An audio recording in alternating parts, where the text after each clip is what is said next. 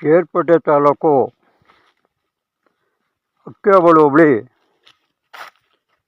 ಬೆಳತ್ತೂರು ಗ್ರಾಮದ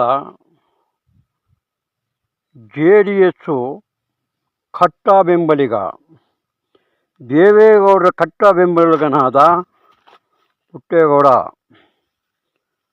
ಕುಮಾರಣ್ಣ, ನಾವು ಸುಮಾರು 45 ವರ್ಷದಿಂದ ನಿಮ್ಮ ತಂದೆಯ ಒಡನಾಟದಲ್ಲಿ, ನಿಮ್ಮ ತಂದೆಗೆ ಇದುವರೆಗೂ ಪಕ್ಷದಲ್ಲಿ ದುಡಿದು ನಮ್ಮ ಪಕ್ಷಕ್ಕೆ ನಾವು ಕಟ್ಟ ಬೆಂಬಲಿಗರಾಗಿದ್ದೇವೆ.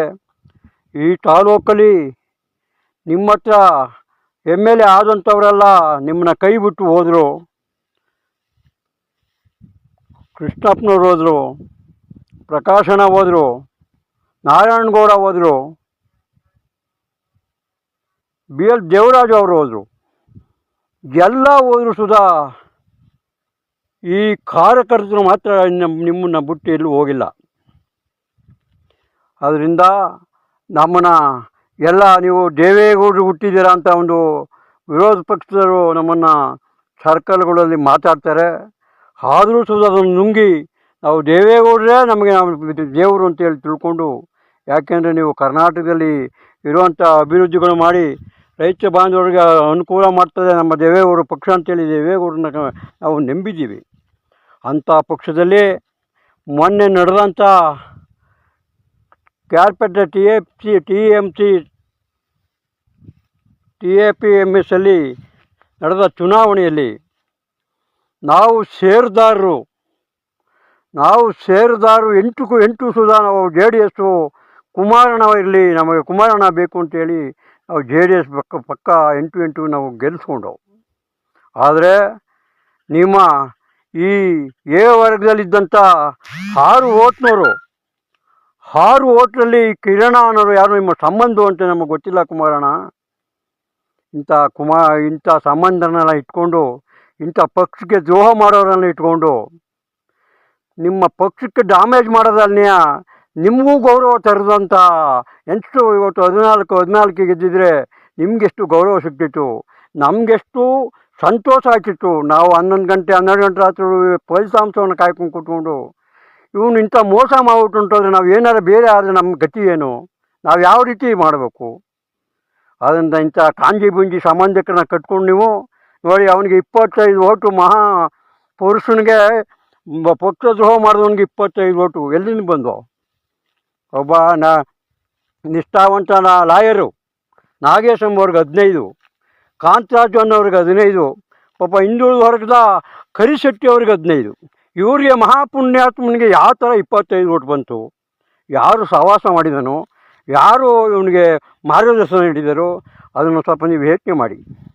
ಆದ್ದರಿಂದ ಇಲ್ಲಿ ಮಂಜಣ್ಣ ಏಕಾಂಗಿಯಾಗಿ ಈ ತಾಲೂಕಿನಲ್ಲಿ, ಈ ಜಿಲ್ಲೆಯಲ್ಲಿ ಒಬ್ಬ MLA ಆಗಿ ಆ ಸರ್ಕಾರದ ಕೊಡ್ತಂಥ ಕಿರುಕುಳವನ್ನು ಸವರಿಸ್ಕೊಂಡು ಅದರಲ್ಲೂ ಇಷ್ಟು ಶ್ರಮ ಬಿಟ್ಟು ಅವನ ಕೆಲಸ ಮಾಡೋಕ್ಕೆ ಬಿಡೋಕ್ಕಿಲ್ಲ ನಮ್ಮವರು ಅಂದರೆ, ನಿಮ್ಮ ಸಂಬಂಧಿಕರು ಬಿಡೋದಿಲ್ಲ ಅಂದರೆ ನಾವು ತಾನೇ ಯಾಕಿರಬೇಕು ಕುಮಾರಣ್ಣ?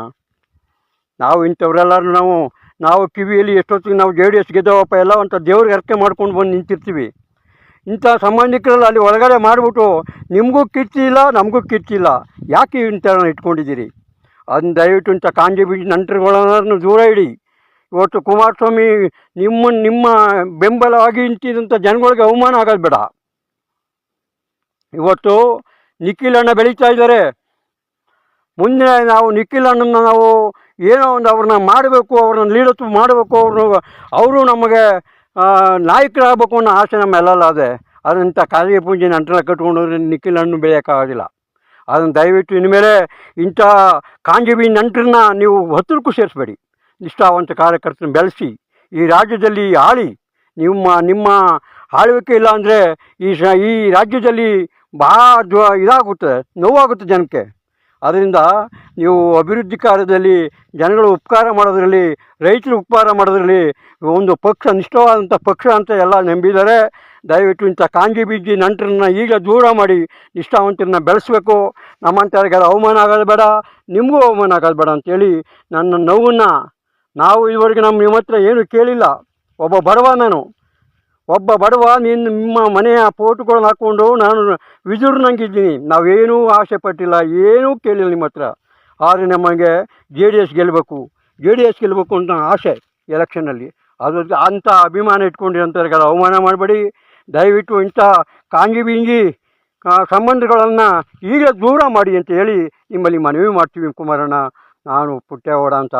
ನಾನು ನಮ್ಮೂರಿಗೆ ಬಂದಿದ್ದೀರಿ, ದೇವಸ್ಥಾನ ಓಪನ್ ಮಾಡಿದ್ರಿ, ನಾವು ದೇವರಿಗೆ ಹರಕೆ ಕಟ್ಕೊತಿದ್ದೆ. ದೇವೇಗೌಡರಿಗೆ ಕುಮಾರಣ್ಣನಿಗೆ ಚೆನ್ನಾಗಿರಲಿ ಅಂತ ದೇವೇಗೌಡರಿಗೆ ಬರಬೇಕಾಯ್ತು ನಮ್ಮ ಊರಿಗೆ ಒಂದು ಸರಿ, ಆದರೂ ಬರೋಕ್ಕಾಗಲಿಲ್ಲ. ಅದು ತಾವು ಬಂದಿದ್ದೀರಿ, ಅವ್ರನ್ನ ನಮ್ಮ ಆಸೆಯನ್ನು ತೀರಿಸಿದ್ದೀರಿ. ಆದರೆ ನಮ್ಗೆ ಅಲ್ಲೂ ಸಹ ಒಂದು ಸಮುದಾಯ ಭವನವನ್ನು ನಿರ್ಮಿಸ್ಕೊಡ್ತೀನಿ ಅಂತ ಹೇಳಿದ್ದೀರಿ. ಅದೇ ರೀತಿ ಅವ್ರನ್ನ ಹೆಸರನ್ನ ಇಡಬೇಕು, ದೇವೇಗೌಡರು ನಮ್ಮ ಗ್ರಾಮದಲ್ಲಿ ಹೆಸರು ಇರಬೇಕು ಅಂತೇಳಿ ನನ್ನ ಅಭಿಮಾನ. ಅದಕ್ಕೋಸ್ಕರ ಮುಂದೆ ಇಂಥ ಕಾಂಜಿ ನಟರನ್ನು ಓಡಿಸಿ, ನೀವು ನಿಷ್ಠಾವಂತರನ್ನು ಬೆಳೆಸಿ, ಈ ಪಕ್ಷವನ್ನು ಕಟ್ಟಿ ನಮ್ಮ ನಿಖಿಲ್ ಅಣ್ಣನ ಈ ರಾಜ್ಯದ ದೊರೆಯನಾಗಿ ಮಾಡಿ ಅಂತ ಹೇಳಿ ನಾವು ನಿಮ್ಮಲ್ಲಿ ಮನವಿ ಮಾಡ್ತೀವಿ.